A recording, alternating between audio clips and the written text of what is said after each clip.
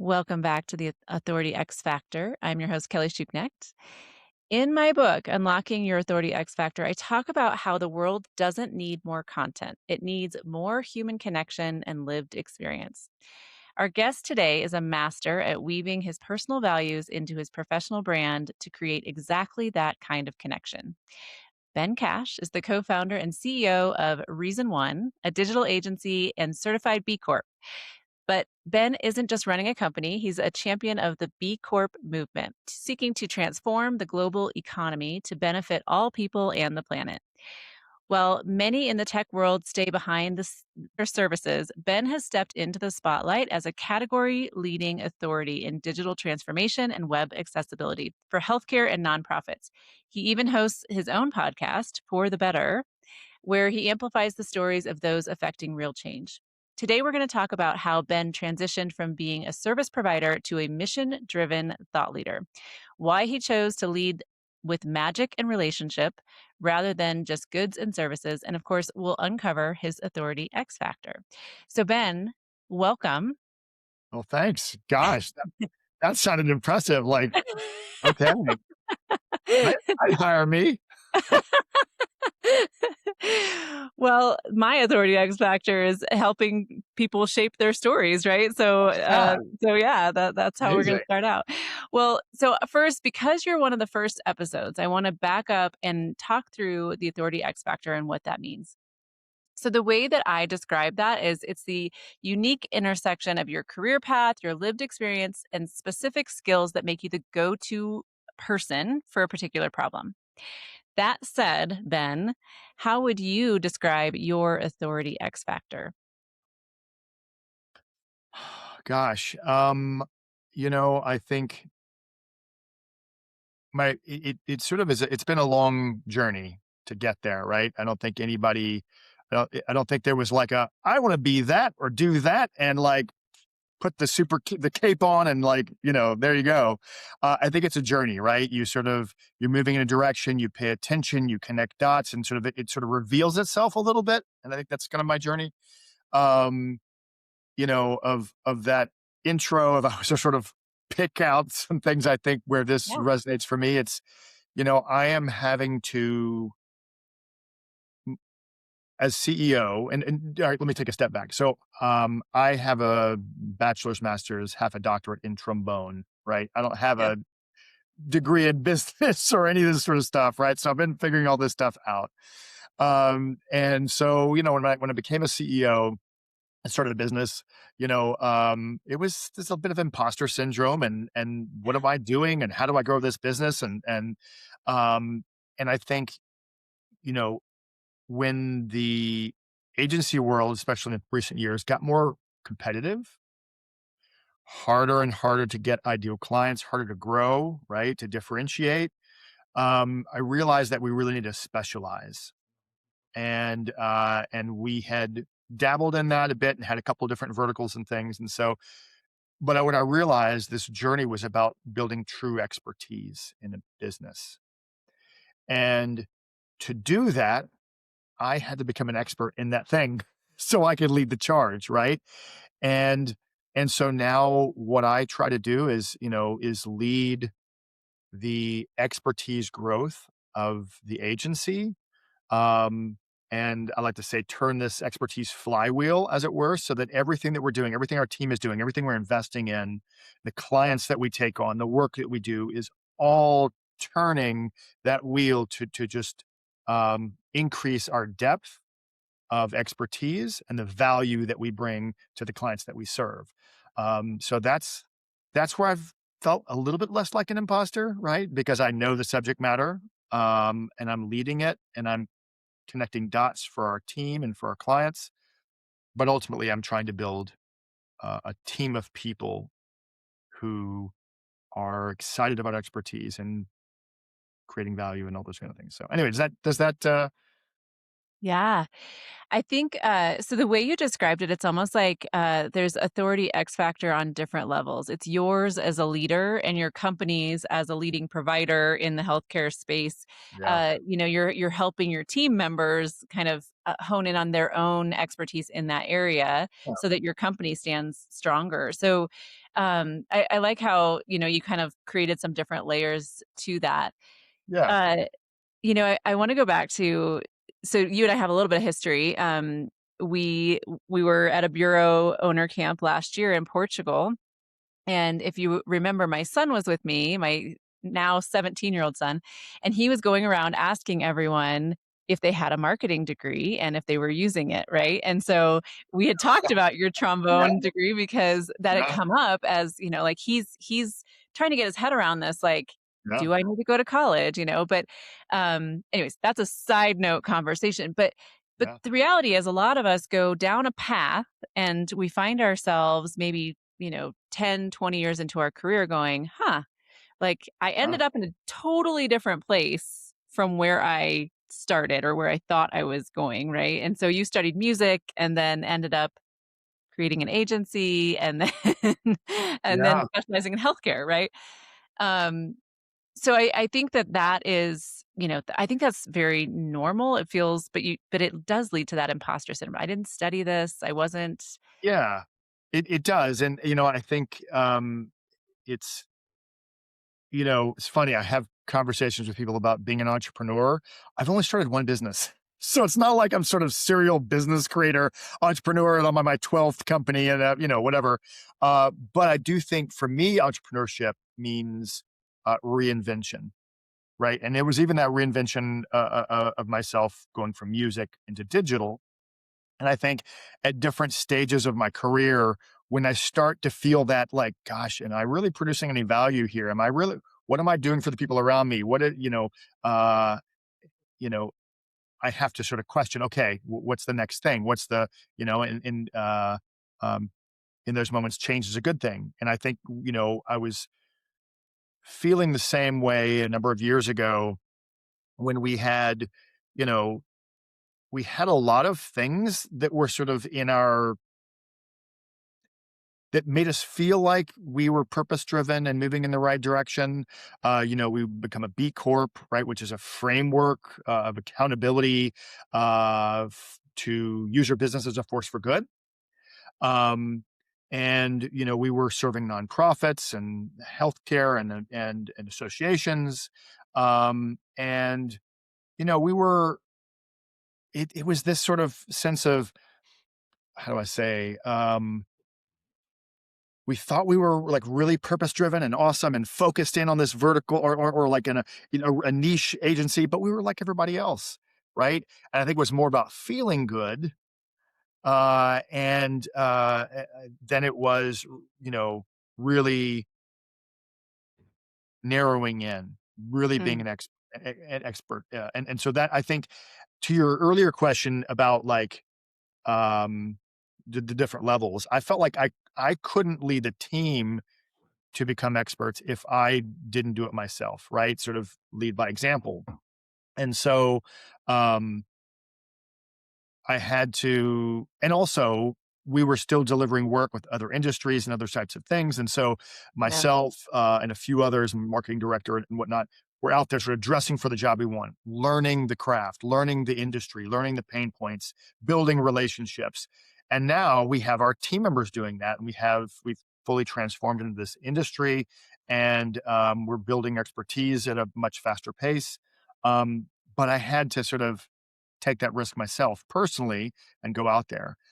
And I think the other piece of this that became real for me, and I think you alluded to this a little bit, was sort of the passion and the, like that was sort of like an intellectual recognition that if I'm going to build the agency this way that can compete and stay relevant in the future, got to build this expertise and yada yada. But a lot of times that only gets you so far. And if it doesn't get you up in the morning, get you excited, and if it doesn't get your team excited, it's an academic exercise, and it's not, you're not going to get to the level that you need to get. And so, as we were focusing in on healthcare, I personally, and my wife and I, were going through some challenges with, we had some 7-year old, now we have 7-year old twin daughters, and at the time they were going through some congenital things and surgeries, and it was just a really challenging time, and I really got to learn the health system. You're right, Yeah. and what healthcare means and why it matters, and that became like an internal sort of, I gave a shit, right? Because I was really experiencing, and I think up until that, like a lot of people, your interactions with the healthcare system are pretty straight ahead. I was fortunate enough to be pretty healthy for most of my life. And but that changed me, and that sort of lit a fire and a personal understanding, which helped me show up in a more passionate way. You combine that with our B Corp mandate, right? And we realize, well, like being a B Corp, it informs how we show up. How are we going to use our business as a force for good? Um, and I realized that the work that we do in digital, supporting healthcare and health systems, was in essence, we were increasing equity and inclusivity in the healthcare space because more and more healthcare care being the operative word is experienced digitally. It's not like a marketing website and you get them to the physical office, the doctor's office, and you're done. It's with AI, with all the different tooling and different sort of solutions that are out there. You're really providing care on Mhm. these digital experiences. So we realized we had a real impact in improving care, access to care, quality of care, and that aligned with my personal experience. It made sense for the equitable practices that B Corps advocate for, and it aligned with the expertise that we had and were building. And so when that all came together, it really felt like that sort of Patagonia, sort of Tom Shoes sort of thing, right? Where purpose and expertise and passion were all aligned. And I think until we went through those things, I think it was a lot of more academic exercise and a little bit performative, honestly. Yeah. Um, so that's kind of where I feel excited now running this business is that the dots are connected and everything that we do to turn that flywheel to grow our expertise really does make an impact in the work we do. Yeah, yeah. Well, and so that's kind of the authority X factor level of the business. What about for you? Like you learned kind of you needed to lean into kind of that your leadership role and leading the team in that direction. So what changed for you when you went through that kind of that getting specialized within the agency? Yeah. Getting used to being uncomfortable, Yeah. being in rooms where I don't have all the answers, and that it's okay.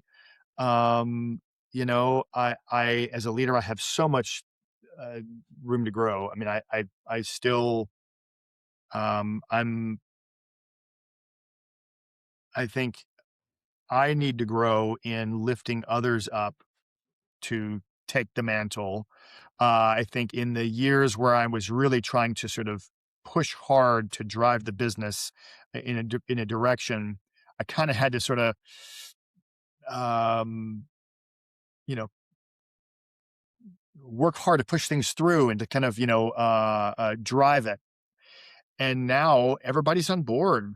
Everybody's excited. They understand where we're going. And so my job is to be clear about where we're going, understand where if we need to shift or pivot, but then get out of the way and help others do there. And I'm still working on that. Yeah. But I think that's for me, that's sort of the growth journey that I'm on right now, is to try to help my team get there. Yeah. Yeah. Um in the business world, it's often a challenge for businesses to niche down. Even for marketers, it's hard because we were like, "Oh, if I say I only work with healthcare, if I say I only work with this type of company, then I'm, removing all these others from, existence," right? Like, from the possibility of working with them. When in reality, it often leads us to become, the what is it? The big fish in the small pond, right? Like, Yeah. everyone knows you in that space because, you're very specialized. How about so I say that, but what has your experience been since you really niched down into the healthcare space and kind of, did remove all that extra or excess, like, noise in your marketing? Yeah, I mean, well, it's just a simpler conversation. I mean, like you said, if you're speaking to a variety of industries, your only value is the service that you provide, and you have to reinvent with every client. And those kinds of services, especially as AI is becoming more and more prevalent, are commoditized, right? And you just it's not you can't have a differentiating conversation if you're just providing commoditized services. So, um, I think about being T-shaped, right? I think that that's a concept I really love, which is, you know, the skills that we have, the experience that we have in a variety of, even in, like, for example, in, B2C or direct to consumer, like, those were skills that we learned when we were serving a variety of industries. And there's expertise in that that applies to the health systems that we serve, because healthcare is going through consumerization. There are things about all the different skill sets that we've built up. And so that's the top of the T, right? Which is a broad expertise that helps you meet people where they are, engage, solve problems in a wide array of situations. But then your expertise is the tail of the T, where you go really deep into this one thing, and and that's really what we're trying to beef up, is that, because I think when, we had horizontal positioning, meaning serving a variety of industries, uh, and then we were a multidisciplinary agency, which meant we did tons of services and tons of industries. So it just it's not sustainable. And if any agency who is still doing reinvention every time, no learning the client every time, uh, doing all these different disciplines, I feel like your days are numbered. Mhm. uh, and because what we've recognized is that by understanding our clients' problems and their industry and their audience, the services, the technology, the things that we do may change, but we know who we're serving. We know what problems we're solving, right? And that's something that we're good at. Any Mhm. agency is good at that, because there's been, you know, 2 decades of change, of reinvention in the work that we do. That's why we're in this, right? It's fun. It's always changing. And so if your client's pain in their industry and their audience is your constant, then your business can change. Your North Star remains. Yeah. Yeah. So, Ben, tell me about day one you. So when you started your agency, Sure. when you look back at that, what did you originally start out to do? We talked about kind of like how things evolve over time, right? What was the original thing that you were doing? Uh, when I started this business, originally I wanted to make more money than being a musician. Like a paycheck. What a Yeah. concept. I was working on my doctorate in music. I took some computer courses as electives. It was like, this is kind of cool. This is really creative. I thought it was very left brain, but it's actually really creative. How you solve problems, how you construct, architecture and things. Um, and that was cool. And I had some other musician friends who were starting making websites and starting their own sort of small shops. And there was no courses in this. There were no, there was a couple of books. You go to Barnes and Noble. This was before Google. There was no YouTube. You weren't going to go, how do I Right. do that? So um, I started doing it first for that, but fundamentally because I enjoy the craft. As a musician, I love playing. I love playing with other people. There was a collaborative aspect to it. And you learn your technique, played your scales, did your long tones and arpeggios and things, so that you had good technique, so that you could really communicate something, express yourself, and connect with others who were playing, right? And listen. And in digital, it was the same thing.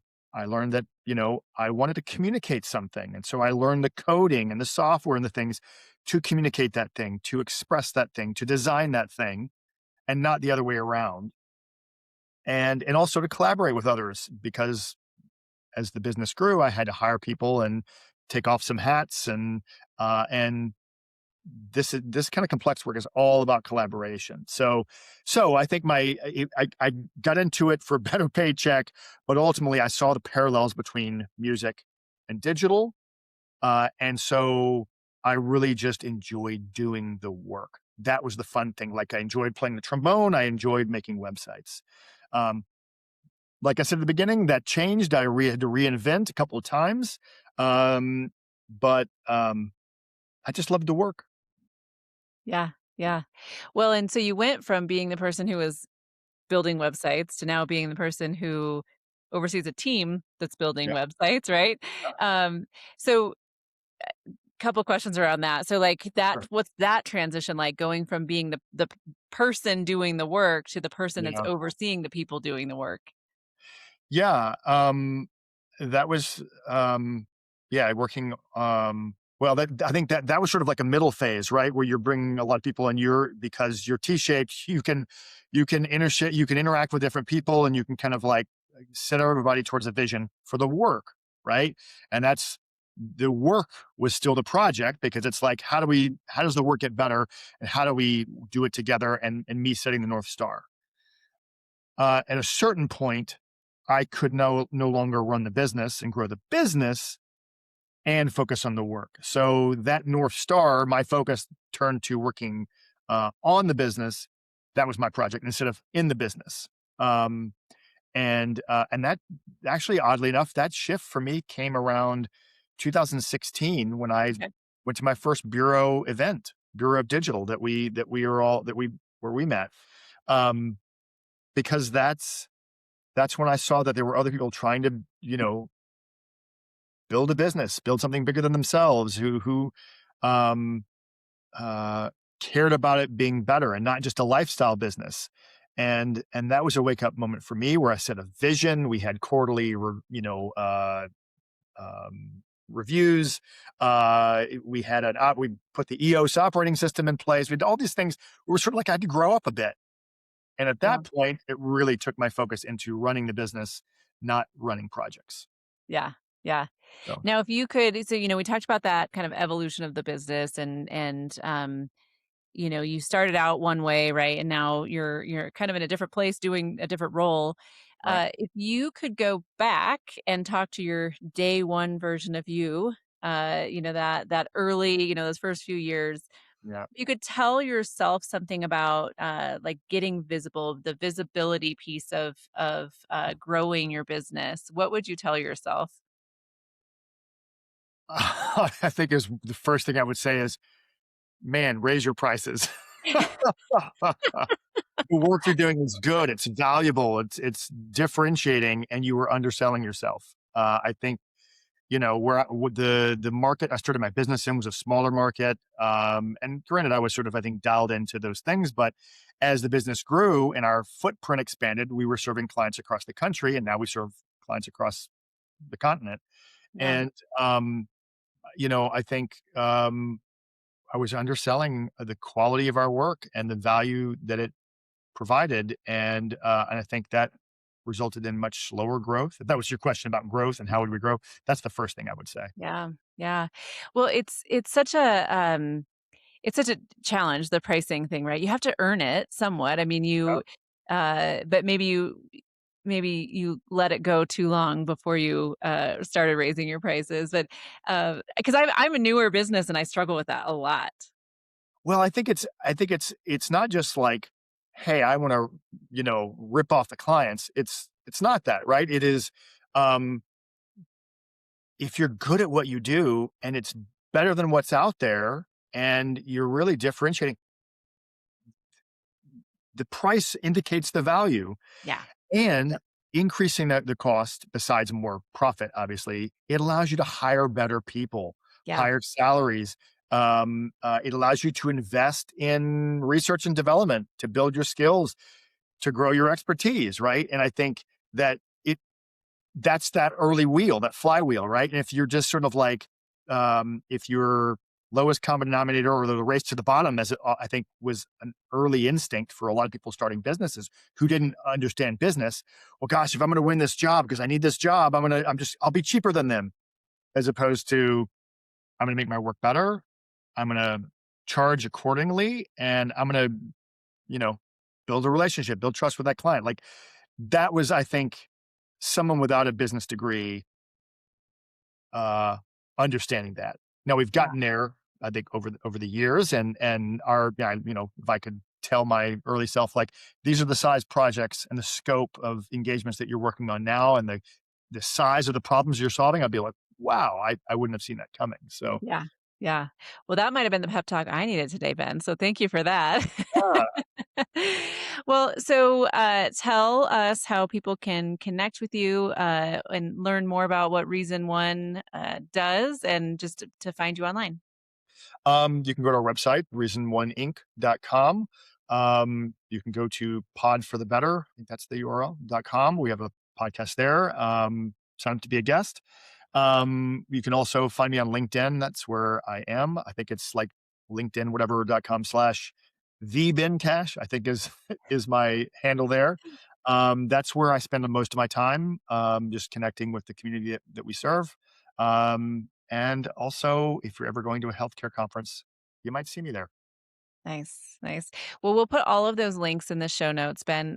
Thank you so much for being one of the first guests on the Yeah, Authority X Factor podcast. And at the time of this recording, we are looking forward to seeing each other next week in Costa Rica. This episode will come out right after that.